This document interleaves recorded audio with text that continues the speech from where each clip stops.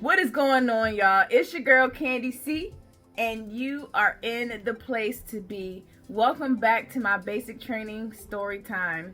And today I actually want to go through this box of stuff that I have and find a letter to read you guys. Here's a good one. This was written September 26th. Being a single parent truly sucks. I want you to know that you are so amazing, and everything that you were doing, I absolutely see it now. I'm grateful to have been blessed to have a spouse like you. I will help out more around the house because it's hard to keep this thing in check. I hate that you're not here because I need you daily. I'm sucking right now, but staying afloat. I don't know how you did all of this and stayed so pretty. Man, because I swear I'm going to need some Rogaine for my hairline. Oh my goodness. I don't know where this bald spot in my beard came from, laughing out loud. I hate all the clothes the girls have because I feel like I wash every day and the clean pile is about to touch the ceiling, but they still have more clothes. I'm about to burn all of them. JK. Oh, and the dishes can go.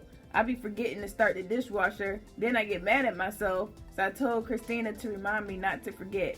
She is so sweet because right before bed, she came downstairs while I'm upset that she's not in bed and told me not to forget to start the dishwasher. I thought that was very thoughtful. She is going to be very responsible. I'm proud of her and how she is looking out for Courtney at school. Yesterday, Courtney's teacher texted me that she broke down and wanted mommy, and I assumed she got in trouble, so I went there to check on her. When I got there, I saw Christina in the hall trying to check on Courtney, and she asked me why was she crying. But come to find out, our little perfectionist was upset that she couldn't finish her ABC order. Shaking my head. I need to work with her on communication. See, now my writing arm hurts. That's why I usually type all the letters. I'm going to go. All is well. Talk to you later. Love you. I'm your biggest fan. Aww. So he got to really see, you know, what mommy does all the time. It's like, dang, how does she keep this house like this? Like washing clothes, doing the dishes, making sure everybody's straight. Like, how? So his biggest thing was, look, when you get home, I'm gonna help more because this is tough. He did help a little more. It lasted. He helped more. It might have lasted for a couple months, but he helped. Thank you, baby. Let's see. So I miss Christina's birthday. I miss Corey's birthday. But most of his letters were typed because he does not like writing. Let's see. What is this? It's thick. It says, all of the stars in the sky. Somehow I wished on the right one. I'm so thankful that you are my wife, even more as of lately. You are irreplaceable. I love that about you. I thank God for bringing you into my life. Aww. What is this? For a second, I thought this was like a coaster or something because it's like 3D. But that was a cute card. I'm sure the drill sergeants were like, what the heck is this big old bulky thing is in this envelope? So he sent me pictures of the girls on Corey's birthday.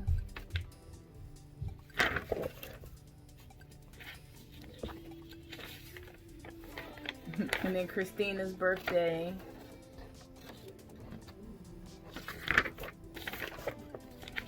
It's nice. They had a birthday party for them while I was gone.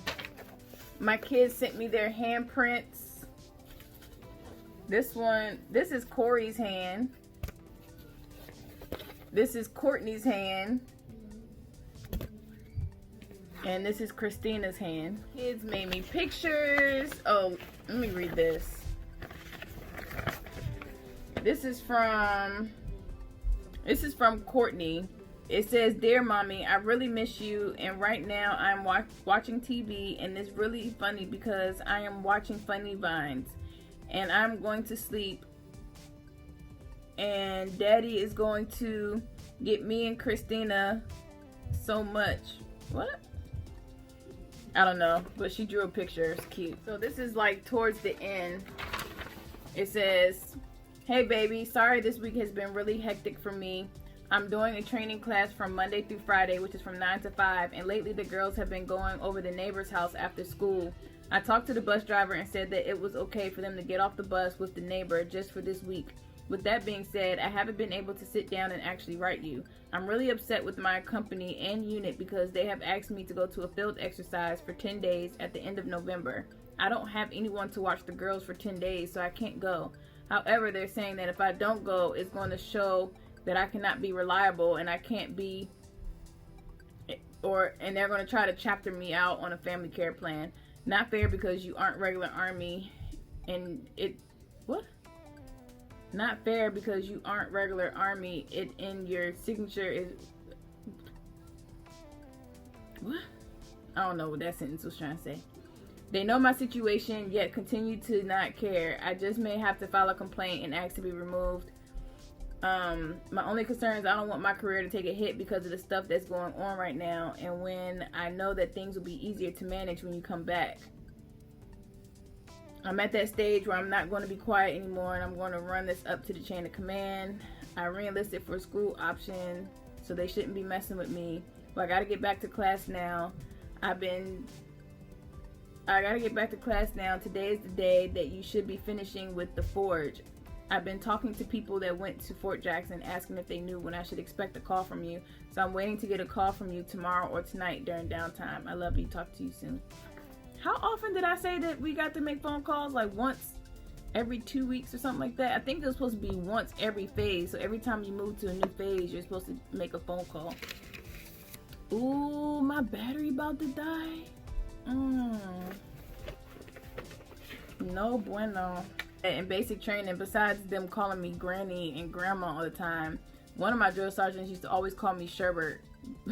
Like, "Hey Sherbert, Sherbert." And so anytime somebody said Sherbert, I already knew who they talking to. In one of the letters he said, "You look real sexy holding the M16. It's a very powerful picture of you, and I know you like to be in control. I guess it's time now that we purchase our weapons," laughing out loud. This is the picture he's talking about. The girls are enjoying school, and I'm about to sign paperwork for Christina to join the chess club. It's every Wednesday after school until 6 p.m. It's about $5 to start. That was a really good idea for him to sign her up for chess, because chess is a great intellectual game that teaches you a lot. I don't know how to play chess. I want somebody to teach me how to play chess. I hate going to the mailbox and nothing is there, but I know you guys are getting it in and you have letters waiting to send out to me. So I'm good and I understand. I make the girls wear earrings every day and tell them that in order to be princesses, they have to look pretty all the time. So far, so good. Corey is not scared to put them on anymore. For a minute, she was wearing some of yours. Those were the first pair I put on her. I thought that would be good for her to want to put them on since they were yours. Oh, and guess what? You won't believe it. Corey is actually potty trained. So much that I don't even have to tell her. As long as she has on panties, she will go on her own. Sometimes she'll get a drop in her panties, but that's more so like her notification that she has to go. Her being at daycare and them reinforcing them to use the bathroom is really working. You know me, and you know how goofy I can be.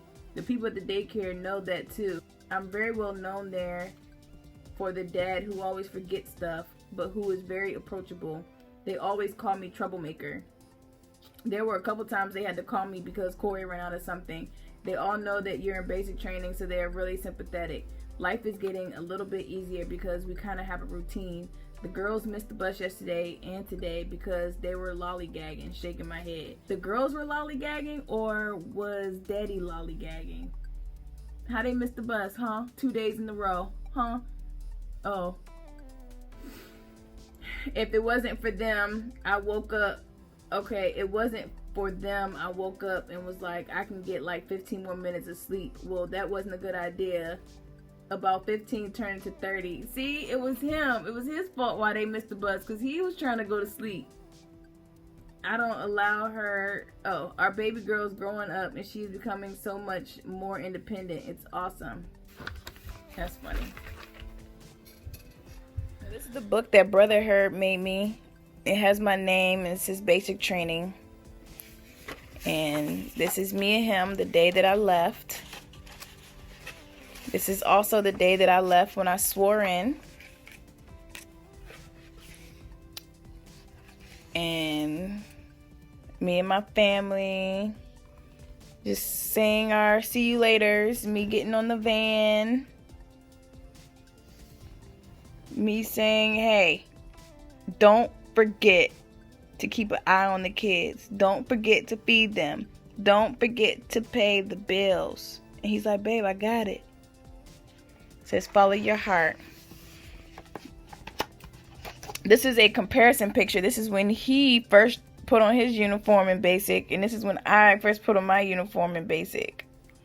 It's crazy. Our first military uniform, day one, initial issue. And then this is me in a reception when I sent him pictures of myself. I was doing somebody's hair.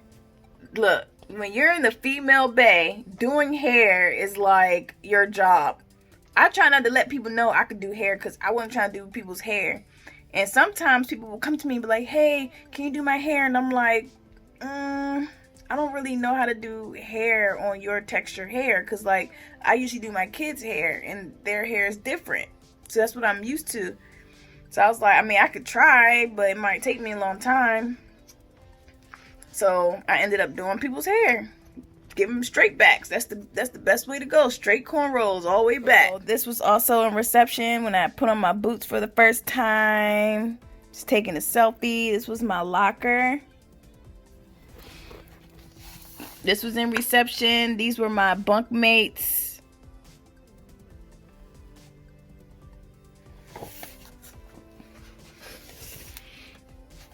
This was Shark Attack, y'all. This is when we first got off the bus. And I told you we had to hold our bags over our head. That was one of my battle buddies. Look at that. We had to hold our bags over our head. You see me?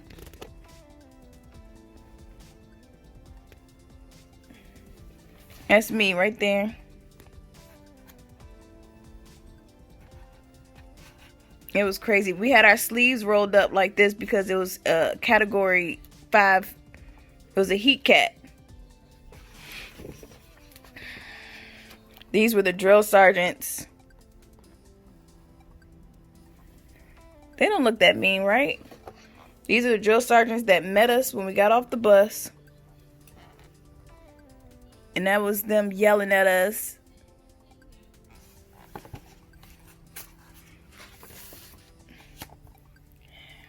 This is us like doing layouts and unpacking our stuff, getting our lives together.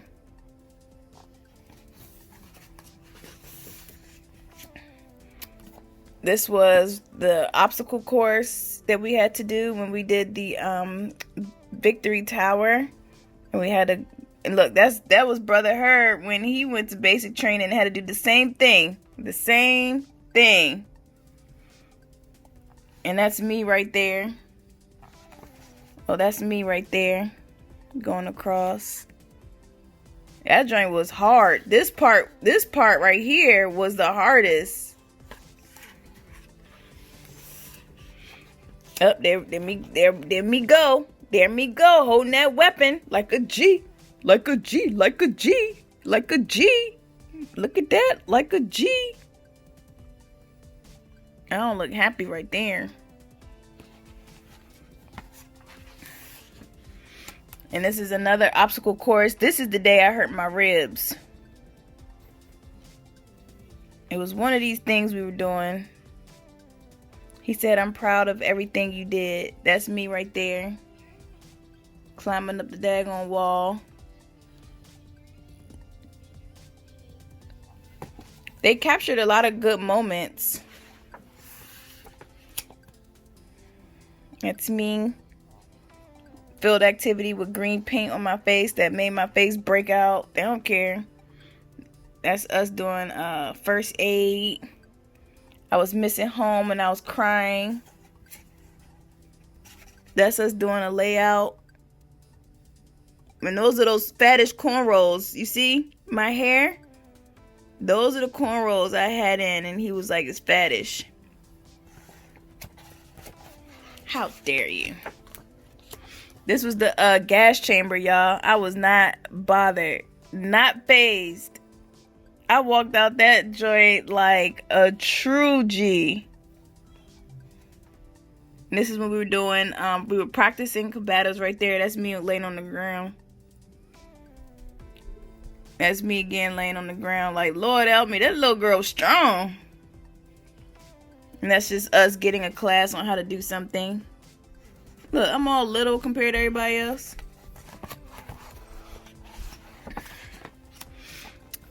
And this was just us getting smoked.